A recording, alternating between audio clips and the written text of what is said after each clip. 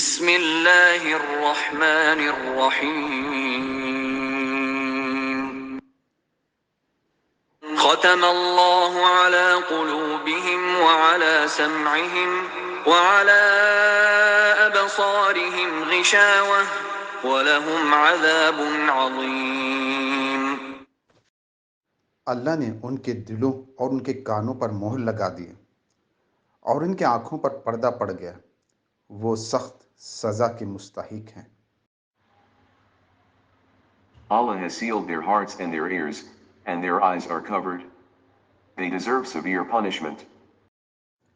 اس کا مطلب یہ نہیں ہے کہ اللہ نے مہر لگا دی تھی اس لیے انہوں نے تسلیم کرنے سے انکار کیا، بلکہ مطلب یہ ہے کہ جب انہوں نے ان بنیادی امور کو رد کر دیا جن کا ذکر اوپر کیا گیا ہے اور اپنے لیے قرآن کی پیش کردہ راستے کے خلاف دوسرا راستہ پسند کر لیا، تو اللہ نے ان کے دلوں اور کانوں پر مہر لگا دی۔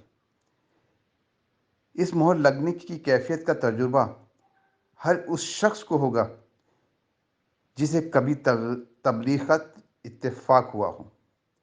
جب کوئی شخص آپ کے پیش کردہ طریقے کو جانچنے کے بعد ایک دفعہ رد کر دیتا ہے تو اس کا ذہن کچھ اس طرح مخالف سمت میں چل پڑتا ہے کہ پھر آپ کی کوئی بات اس کی سمجھ میں نہیں آتی۔ آپ کی دعوت کے لیے اس کے کان بہرے اور آپ کے طریقے کی خوبیوں کے لیے اس کی آنکھیں اندھی ہو جاتی ہیں، اور صحیح طور پر محسوس ہوتا ہے کہ فی الواقع اس کے دل پر مہر لگی ہوئی ہے۔ This does not mean that Allah had sealed, so they refused to accept, but rather when they rejected the basic things mentioned above, and chose for themselves another way against the path offered by the Quran. So Allah sealed their hearts and ears. Everyone who has ever agreed to preach will experience the condition of this seal. When someone rejects once after checking the method you offer, so his mind moves in the opposite direction in such a way that then he does not understand anything about you, his ears are deaf to your invitation, and his eyes are blinded for the merits of your way, and clearly feels that his heart is actually sealed.